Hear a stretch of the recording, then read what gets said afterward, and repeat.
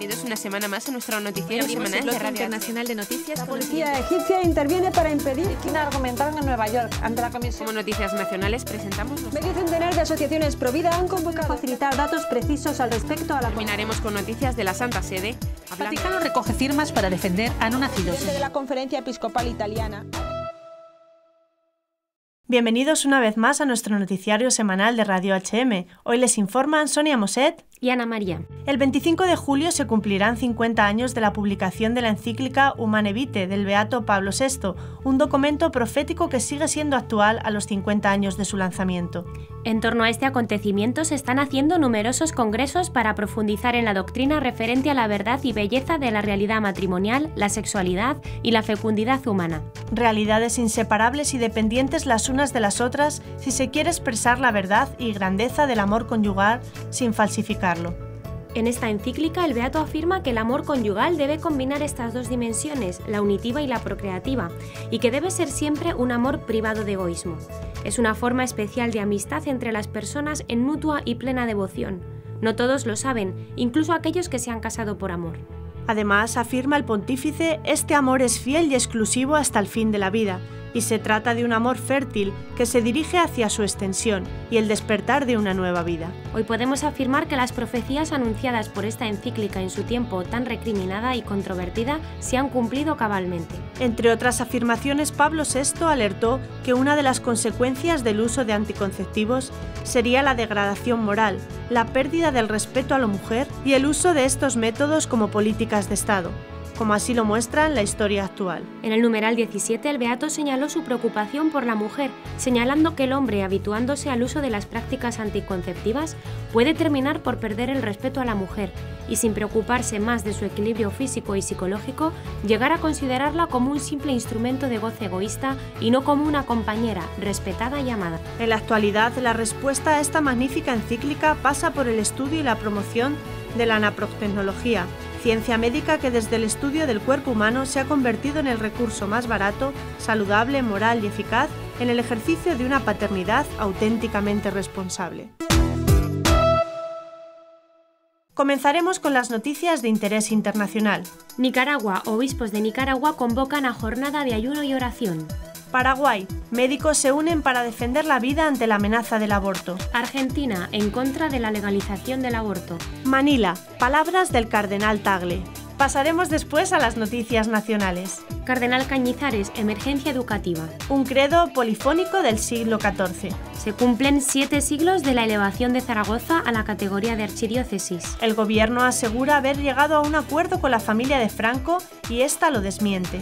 Monseñor Rodríguez, ya están las masas humanas lo suficientemente drogadas para solo pedir pan y circo. Y por último comentaremos algunas de las noticias más destacadas de la Santa Sede. Sínodo de los Jóvenes 2018. Francisco nombra a los presidentes delegados. Se abre la causa de Chiara Corbella. Papa, evangelizar con sobriedad. No somos divos de gira.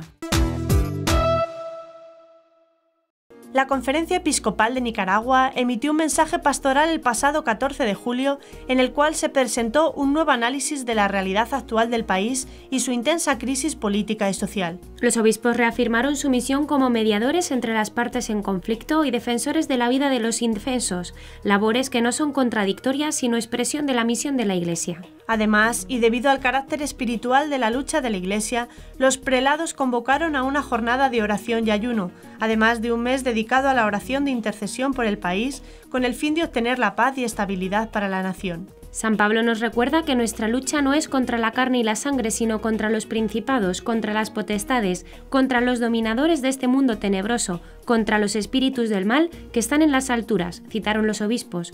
Por tanto, urgimos a los fieles católicos y a los hombres y mujeres de buena voluntad a unirse a nosotros. Las iniciativas a las cuales convocaron los creyentes incluyeron un día de ayuno que se realizó el viernes 20 de julio, en acto de desagravio por las profanaciones realizadas estos últimos meses contra Dios. Durante ese día también se rezará la oración de exorcismo a San Miguel Arcángel.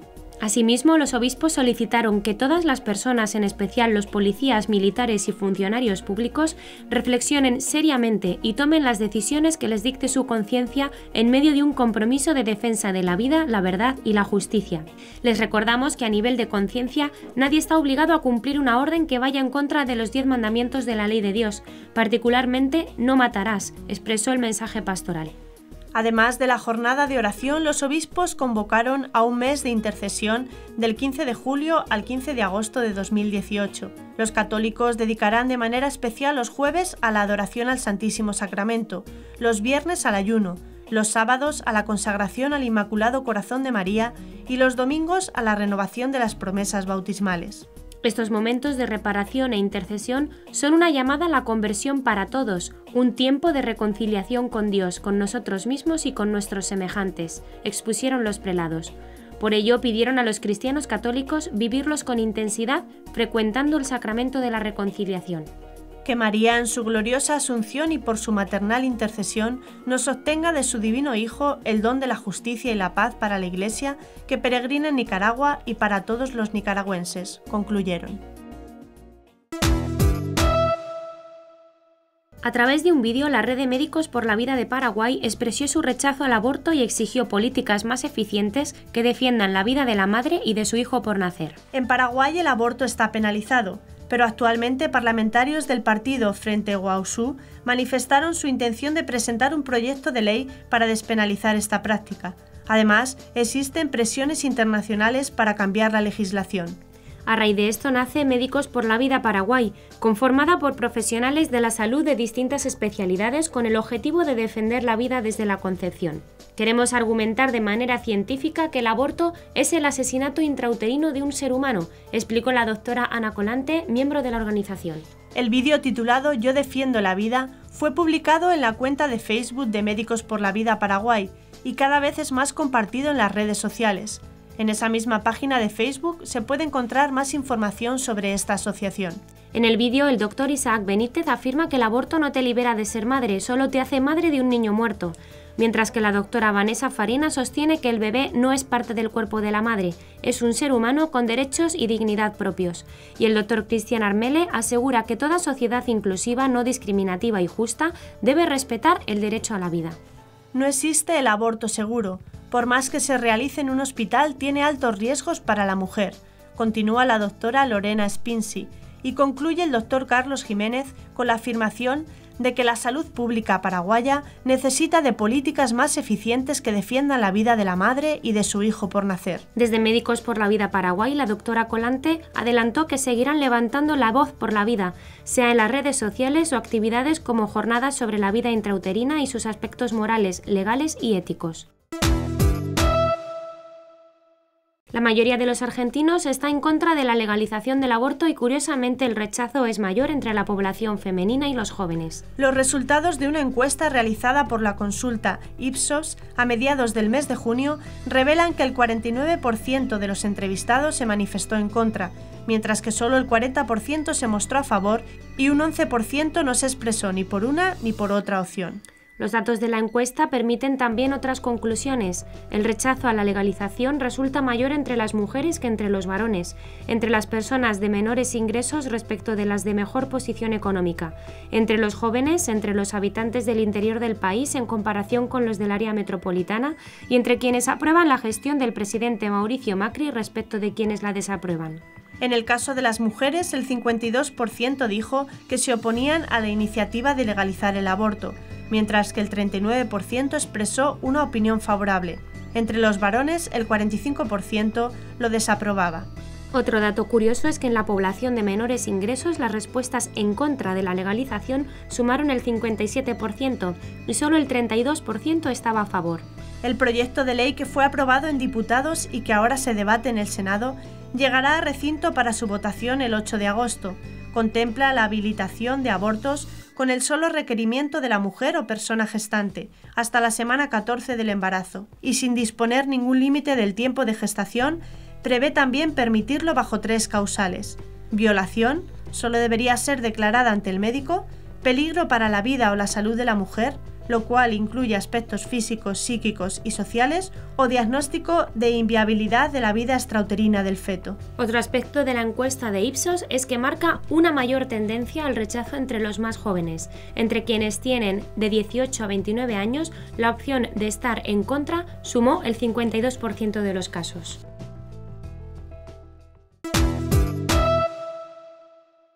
El arzobispo de Manila invitó a los fieles a no involucrarse en ningún tipo de batalla para ajustar cuentas.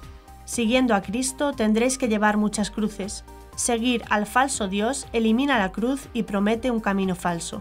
Si amáis a Cristo, muchas personas os odiarán. Es una de las declaraciones que realizó el arzobispo de Manila, cardenal Luis Antonio Tagle, en la solemnidad de Nuestra Señora del Monte Carmelo. Durante esta misa celebrada en la Basílica Menor de San Sebastián en Manila, el cardenal además hizo hincapié en que el camino hacia Cristo no será fácil, especialmente en este tiempo, en el cual, puntualizó, Dios tiene muchos competidores. A veces los que simulan ser dioses parecen atractivos y ganan más seguidores que Cristo, dijo Tagle, reiterando que a pesar de los ataques a la Iglesia, los católicos no deberían involucrarse en ningún tipo de batalla para ajustar cuentas. No necesitamos pelear y no es nuestro propósito entrar en estas discusiones, pero prepárense para ser atacados porque estamos para Cristo, agregó el cardenal. Las celebraciones de este año en honor a Nuestra Señora del Carmen han resultado ser aún más especiales, ya que el país recuerda el 400 aniversario de la llegada de la estatua de Nuestra Señora del Monte Carmelo en San Sebastián, Filipinas. Llevada por los misioneros de la Orden de Agustinos Recoletos, la Virgen del Carmelo llegó a Manila en 1618. Originalmente fue custodiada por la iglesia de San Juan de Bautista de Bagumbayán. La imagen fue después entronizada en la primera iglesia de San Sebastiano de Quiapo, cuando el edificio abrió sus puertas en 1621. En 1991 fue coronada con el cardenal Jaime Sin bajo el pontificado de San Juan Pablo II. Tras las declaraciones de la ministra de Educación del Gobierno de España, Isabel Celaá, en la que aseguraba que la asignatura de religión dejará de ser evaluable y que promocionará la escuela pública frente a la concertada, el cardenal Antonio Cañizares, arzobispo de Valencia, aseguró que nos encontramos ante una emergencia educativa. Durante los cursos de verano de la Universidad Católica de Valencia, el cardenal Antonio Cañizares recordó la importancia de que se oferte educación concertada y la enseñanza de la religión para que exista una verdadera libertad de enseñanza. El arzobispo de Valencia recordó que estamos ante una emergencia educativa. Los poderes públicos ignoran lo que representa la enseñanza religiosa en la educación. En ese sentido, según recoge la Archidiócesis de Valencia en su web, el cardenal Cañizares subrayó que la enseñanza religiosa, en cumplimiento de su razón de ser, ha de ayudar a niños, adolescentes y jóvenes a que se encuentren a sí mismos, a que encuentren el sentido último de sus vidas. El cardenal hizo estas declaraciones después del anuncio la pasada semana del Gobierno de unas normas contra la libertad de enseñanza y la libertad religiosa, y aseguró que los planes contra la escuela concertada y la enseñanza de la religión católica amenazan la libertad de enseñanza. La fe y la razón es una cuestión fundamental de la vida y de la humanidad, y que nace de la necesidad de sentido que tiene el hombre y de la necesidad de una base sobre la que construir su existencia. Hay que atreverse a pensar y para ello la fe ha de contar con la razón, afirmó el cardenal. El arzobispo destacó también que la escuela debe transmitir la verdad en toda su peculiaridad y racionalidad, con toda su fuerza de interpelación y con toda la libertad y respeto hacia los alumnos. En ese sentido, el cardenal subrayó que en la Universidad Católica Valenciana se pretende contribuir a la búsqueda de la verdad y poner de relieve el amor y la defensa de la verdad, especialmente en un tiempo en el que ésta parece oscurecida. De hecho, este es uno de los principales problemas de la sociedad, que ha dejado de buscar y creer en la verdad y duda de que pueda acceder a ella, verdad que no es otra que Dios mismo, afirmó el cardenal. Por eso advirtió contra el relativismo, que es la carcoma principal de la educación. Todo está permitido excepto afirmar algo con convicción. Una sociedad tolerante se asienta sobre la verdad que nos hace libres, de lo contrario camina hacia la intolerancia, afirmó. En la Catedral de Alcalá de Henares, Madrid, el Tympanum Ensemble interpretó el credo de la Misa del Notre Dame de Guillaume de Machaut, 1300-1377. Este credo polifónico es del siglo XIV y esta interpretación ha sido la primera misa polifónica completa de la historia. Es una pieza singular que nos lleva a los inicios mismos de la polifonía. La Catedral de San Salvador de Zaragoza, la SEO, acogió este miércoles pasado una misa de acción de gracias con motivo del 700 aniversario de la firma de la Bula Romanus Pontifice del Papa Juan XXII, por la que se eleva la diócesis de Zaragoza a la categoría de archidiócesis. La Eucaristía fue celebrada por el arzobispo de Zaragoza, Vicente Jiménez Zamora, los obispos de la provincia eclesiástica y los arzobispos eméritos Ureña y Moliner. A través de la bula, Zaragoza alcanzó el rango de sede metropolitana de la que dependen las otras diócesis sufragáneas de Aragón, excepto Jaca, que pertenece eclesiásticamente a la archidiócesis de Pamplona. Esto, en palabras del arzobispo, es motivo para dar gracias a Dios, para sentirnos miembros de esta diócesis y para corresponder a la llamada que el Señor nos hace de ser un evangelio vivo y alegre.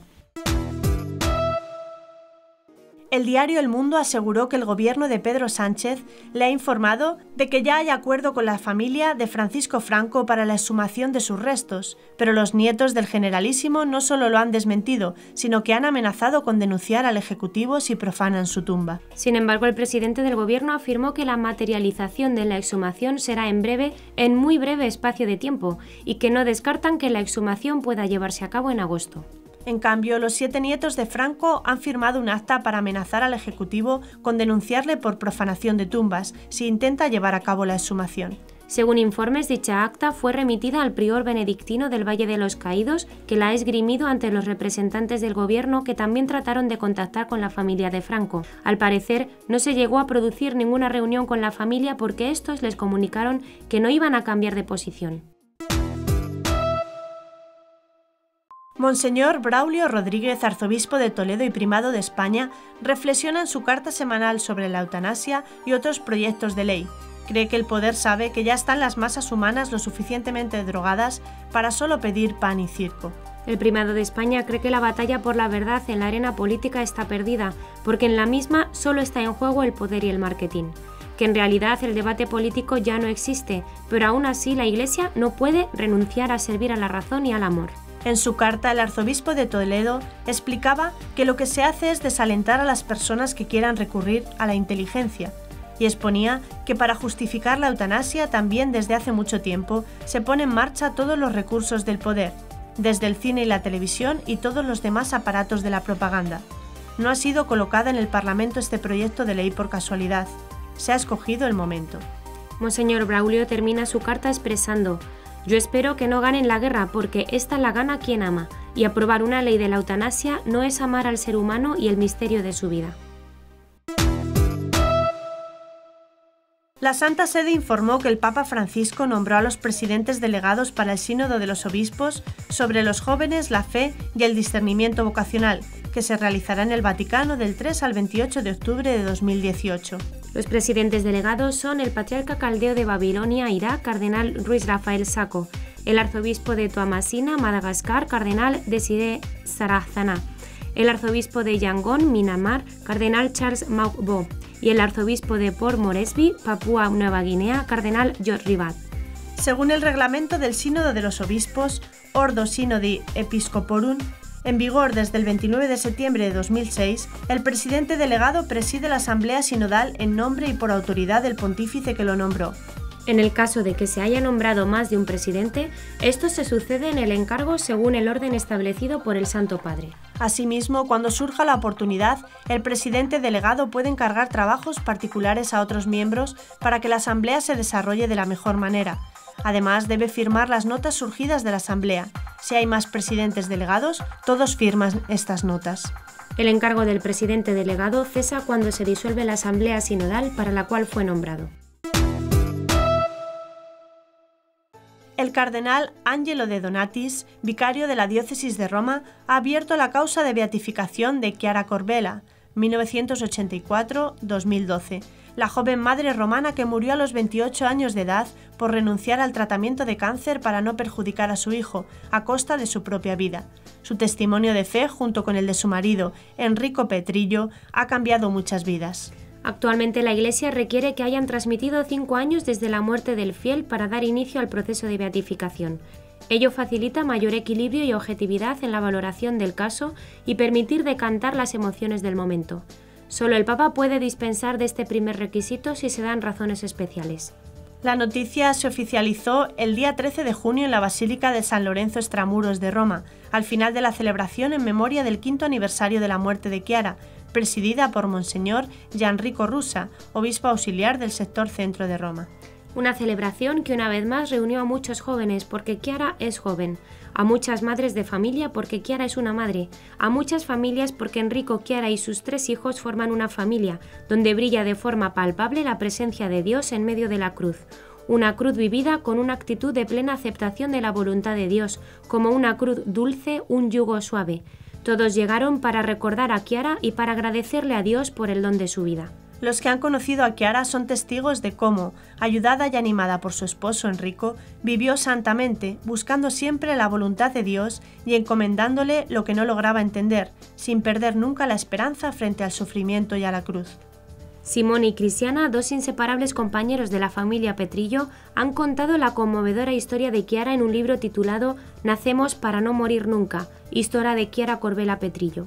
El libro ha tenido un éxito extraordinario e inesperado gracias al boca a boca, pero sobre todo gracias a la capacidad de revelar la belleza de una vida entregada a Dios y a los demás, sin perder la sonrisa y sin poner nunca en primer lugar su propia voluntad, sino aceptando con un sí cotidiano lo que Dios día a día le iba pidiendo. La historia ha traspasado fronteras gracias a las traducciones de este libro en distintos idiomas y a su publicación en España, Editorial Palabra, en Francia, Artegue, en Portugal, Editorial AO y en Estados Unidos, Sophia Institute Press. Ahora se abre el camino de Chiara hacia la santidad, una santidad que ella misma, a los 7 años, le pedía a Jesús y a María, sin miedo a pedir demasiado. María y Jesús, os pido que hagáis de mí una santa. Dios ha escuchado la oración de aquella niña. Hoy Chiara sube al candelero para que su luz brille delante de los hombres, de manera que viendo que sus obras son buenas, den gloria al Padre que está en los cielos. Miles de fieles y peregrinos, desafiando el calor de la ciudad eterna, se dieron cita a mediodía en la plaza de San Pedro para escuchar el comentario del obispo de Roma al Evangelio de este 15 domingo del tiempo ordinario y para rezar con el Santo Padre la oración mariana del Ángelus. El bautismo nos hace misioneros. De ahí que un bautizado que no siente la necesidad de anunciar el Evangelio, de anunciar a Jesús, no es un buen cristiano. Lo dijo el Papa Francisco al comentar el pasaje evangélico de San Marcos que relata el momento en que Jesús envía a los 12 en misión, una especie de práctica, dijo el obispo de Roma, de lo que harán tras la resurrección del Señor con el poder del Espíritu Santo. Escuchamos las palabras del Papa en esta ocasión.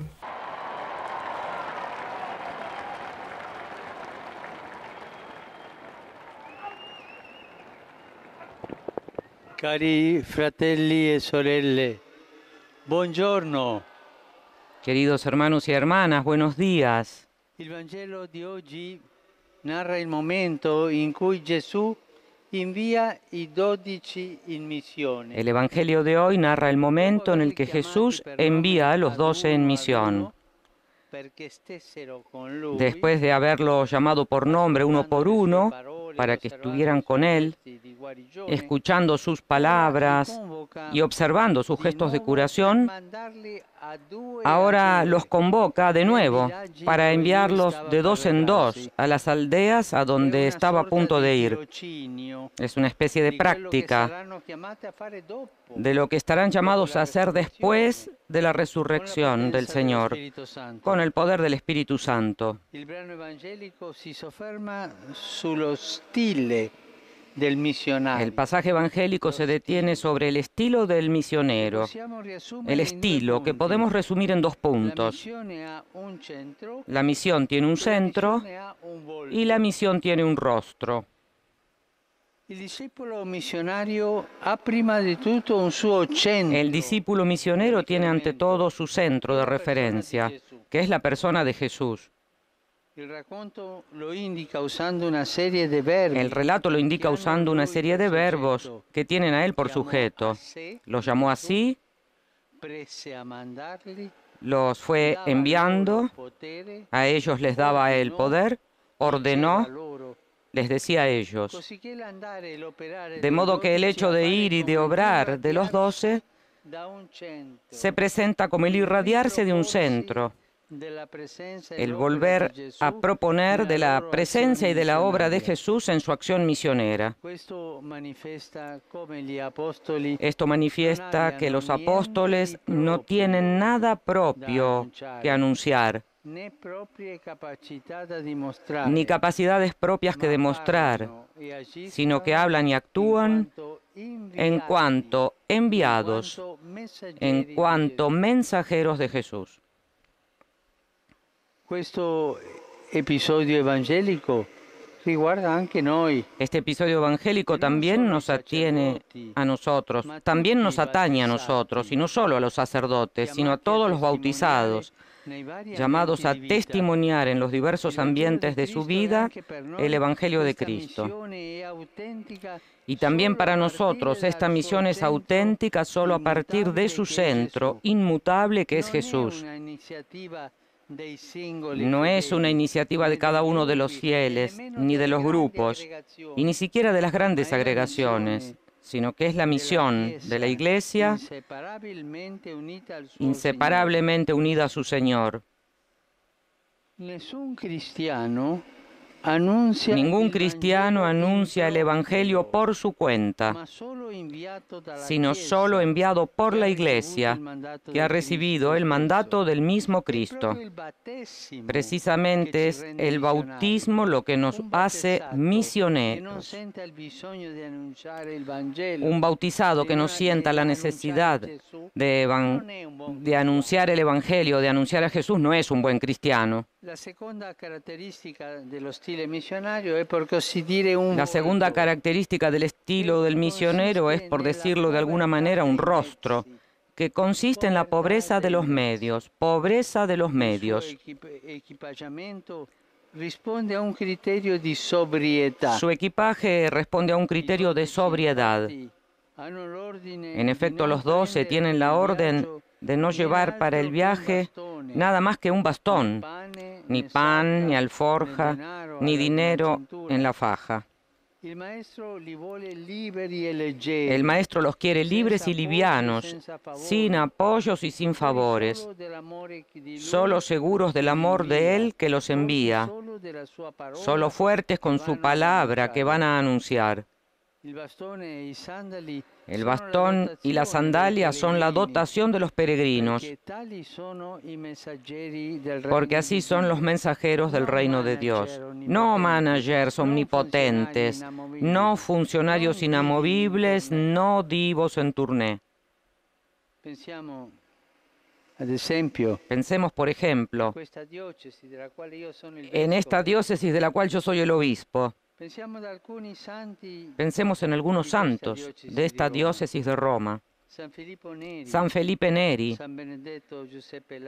San Benedicto José Labre, San Alessio, San Albertini, Santa Francisca Romana y tantos otros. No eran funcionarios, sino humildes trabajadores del reino.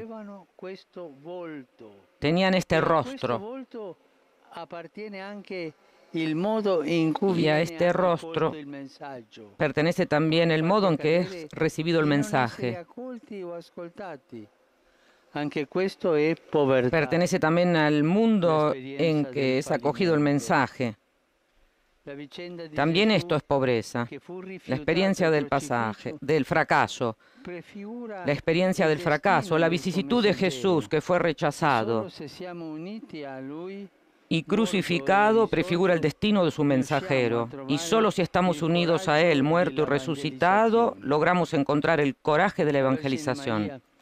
Que la Virgen María, primera discípula y misionera de la palabra de Dios, nos ayude a llevar al mundo el mensaje del Evangelio, con exultación humilde y radiante, más allá de todo rechazo, incomprensión o tribulación. Y hasta aquí nuestro informativo semanal. Esperamos que haya sido de su agrado. Recuerden que pueden seguir escuchándonos siguiendo el resto de nuestra programación en directo a través de la web www.radiohm.net. En ella podrán encontrar también distintos podcasts con los informativos anteriores y otros audios que también pueden ser de su interés. Seguiremos estos días informando de las noticias de la Iglesia y del mundo a través de nuestros breves espacios informativos que les ofrecemos todos los días, cada media hora aquí, en Radio HM 88.9 FM y HM Televisión. Ayer, hoy y siempre, la verdad. Gracias por habernos acompañado. Les han informado Ana María La Peña y Sonia Moset. Hasta la próxima semana.